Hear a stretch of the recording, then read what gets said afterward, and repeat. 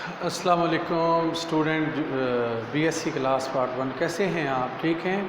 میں آپ کا ٹیچر ہوں غلام معین الدین۔ آج جو ہے لیکچر سٹارٹ کرنے سے پہلے ہم جو ہے وہ لیکچر کا جو آغاز ہے اللہ تعالیٰ کے بابرکت نام سے کرتے ہیں۔ بسم اللہ الرحمن الرحیم۔ آج بیٹا جو ہم جو ہے وہ ہوائیں پڑھیں گے وہ ہے متغیرہ ہوائیں۔ متغیرہ ہوائیں جو ہے وہ کیا ہوتی ہیں؟ متغیرہ جو ہے یہ آپ جو ہے وہ میتھ کے اندر بھی پڑھتے ہیں بہت زیادہ۔ متغیرہ کا جو مطلب ہوتا ہے وہ ہوتا ہے تبدیل۔ یہ ایسی ہوائیں ہوتی ہیں جو اچانک اپنا رخ جو ہے وہ چینج کر لیتی ہیں۔ ایسی ہوائیں ہوتی ہیں جو اچانک جو ہے وہ تبدیل ہو جاتی ہیں۔ ان ہواؤں کو اس لیے جو ہے وہ متغیرہ ہواؤں کے نام سے پکارتے ہیں۔ ان کے اسٹوڈنٹ جو ہے وہ آگے دو اقسام ہیں، ایک ہے گردباد ہوائیں اور دوسری ہے منقلب گردباد۔ آج جو بیٹا ہم کریں گے وہ گردباد ہواؤں کی ڈیفینیشن کریں گے اور اس کی جو ہے وہ صرف ایک جو ہے وہ آگے قسم کریں گے۔ ٹھیک ہے جی؟ گردباد ہوائیں کیا ہوتی ہیں؟ جیسے بیٹا دریا کے اندر جو ہے پانی کے اندر جو ہے وہ اچانک جو ہے وہ رکاوٹ پیدا ہونے کی وجہ سے بمبر پیدا ہونا شروع ہو جاتے ہیں، اسی طرح ہوا کے اندر بھی جو ہے وہ کوئی رکاوٹ جب آتی ہے تو اس کے اندر جو ہے وہ بمبر پیدا اچانک شروع ہو جاتے ہیں۔ جو بمبر بنتے ہیں ہوا کے اندر ان کو جو ہے وہ گردباد کے نام سے پکارتے ہیں۔ جس طرح ایک پانی کے اندر جو ہے وہ یا تو دغیانی آ جائے یا کسی جگہ جو ہے وہ دباؤ کم ہو تو دریا کے پانی کے اندر جو ہے وہ گول جو ہے وہ چکر اس طرح بنتے ہیں۔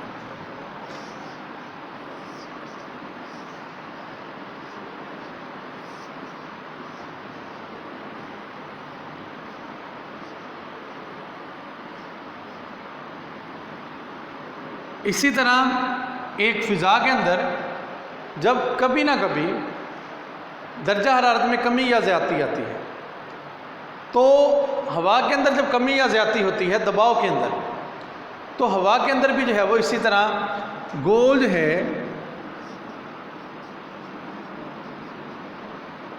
چکر بننا شروع ہو جاتے ہیں۔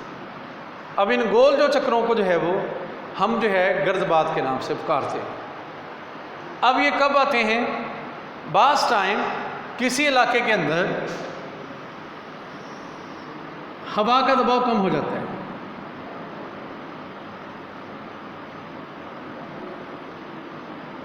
تو زیادہ دباؤ ہوا کے دباؤ والے علاقے سے اچانک جو ہے کم دباؤ والے علاقوں کی طرف جو ہے وہ ہوائیں چلنا شروع کر دیتی ہیں۔ اب یہ بالکل جو ہے وہ ایک چکروں کی مانند جو ہے وہ چلتی ہیں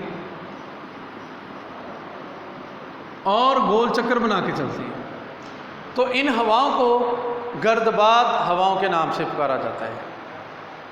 اور ان کے بارے میں جو ہے وہ کئی نظریات بھی ہیں، آگے ہم جا کر جو ہے وہ پڑھیں گے، لیکن جو ہے وہ سب سے پہلے مجھے آپ کو اس کی ڈیفینیشن کا بتانا تھا کہ گردباد ہوائیں ایسی ہوائیں ہوتی ہیں جب تیز ہوائیں جو ہے وہ سرد ہوائیں چل رہی ہوں اچانک جو ہے وہ اپنا رخ جو ہے چینج کر لیتی ہیں، اپنا رخ ان علاقوں کی جانب کر لیتی ہیں بیٹا جن علاقوں میں ہوا کا دباؤ اچانک کم ہو جاتا ہے۔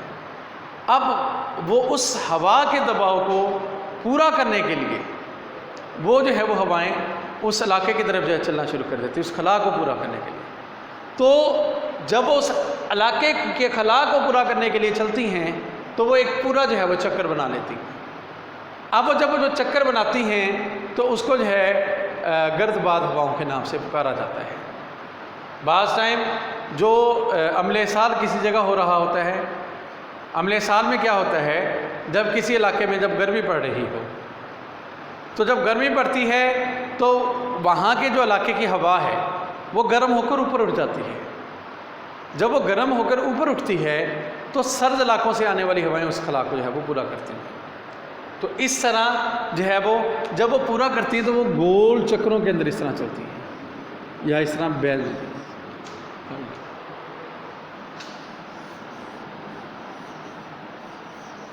ان ہواؤں کو یعنی کہ جو سینٹر ہوتا ہے یہاں پر ہوا کا دباؤ کم ہوتا ہے۔ آگے گردباد ہواؤں کو آگے مزید دو اقسام میں تقسیم کیا گیا۔ گردباد ہواؤں کو ایک منطقہ معتدلہ کے گردباد ہیں اور منطقہ حارہ کے۔ آج ہم جو ہے منطقہ معتدلہ کے بارے میں تھوڑا بہت جو ہے اسٹوڈنٹ پڑھیں گے۔ کہ منطقہ معتدلہ کیا ہے۔ منطقہ معتدلہ کو تو آپ کو پتہ ہے کہ کون سا منطقہ ہے، ہم نے پچھلے لیکچرز میں بتایا۔ منطقہ معتدلہ 23.5 ڈگری عرض بلد سے 66.5 ڈگری عرض بلد کا علاقہ ہے۔ منطقہ معتدلہ 23.5 سے لے کر 66.5 ڈگری کا جو ہے وہ یہ علاقہ ہے عرض بلد کا۔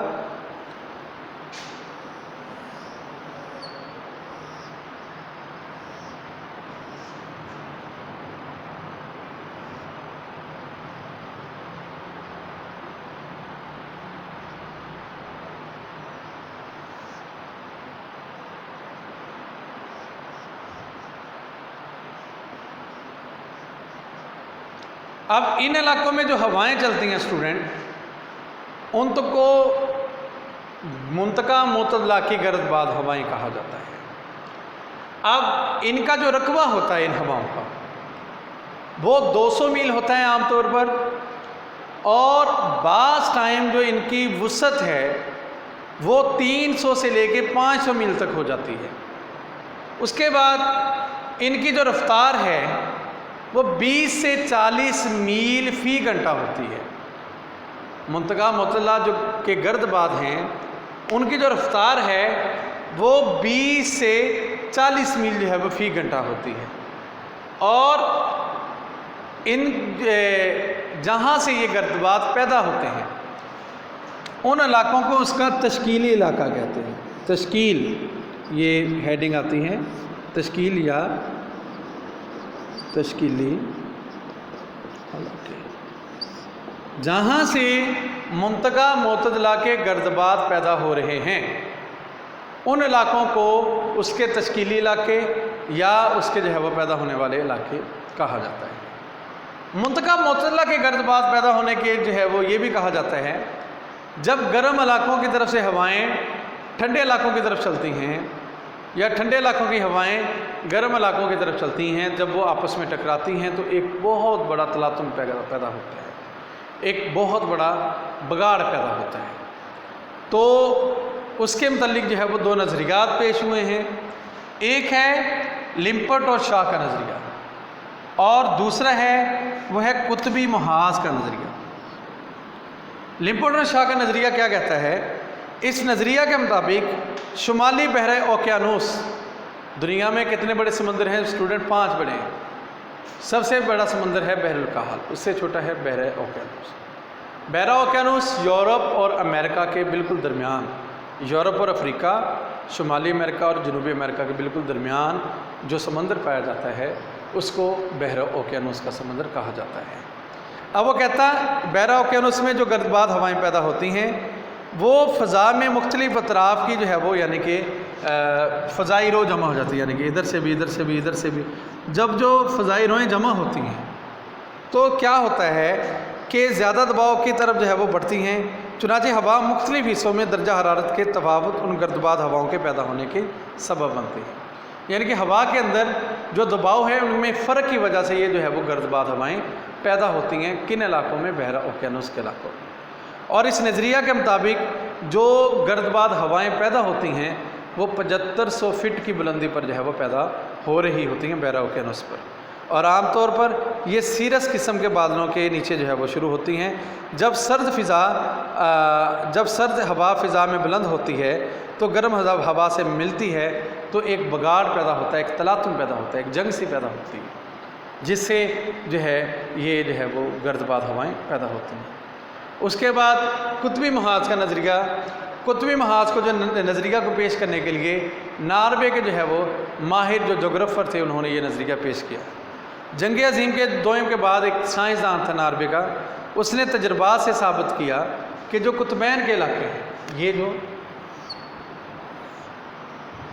قطبین کے علاقے، یہ شمالی ہے قطب، یہ قطب جنوبی ہے۔ اب قطب شمالی اور قطب جنوبی جو ہیں یہاں پر جو ہے وہ کیا کہتا ہے کہ اس سے آنے والی جو سرد ہوائیں ہیں، ہم نے پڑھا تھا جب قطبی ہوائیں، جب وہ کہتا خط صبا سے جو چلنے والی گرم ہواؤں جو ہے ان کے ساتھ ٹکراتی ہیں تو ایک بہت بڑا تلاطم پیدا ہوتا ہے، بگاڑ پیدا ہوتا ہے۔ और बाद में ये खम बढ़ता रहता है।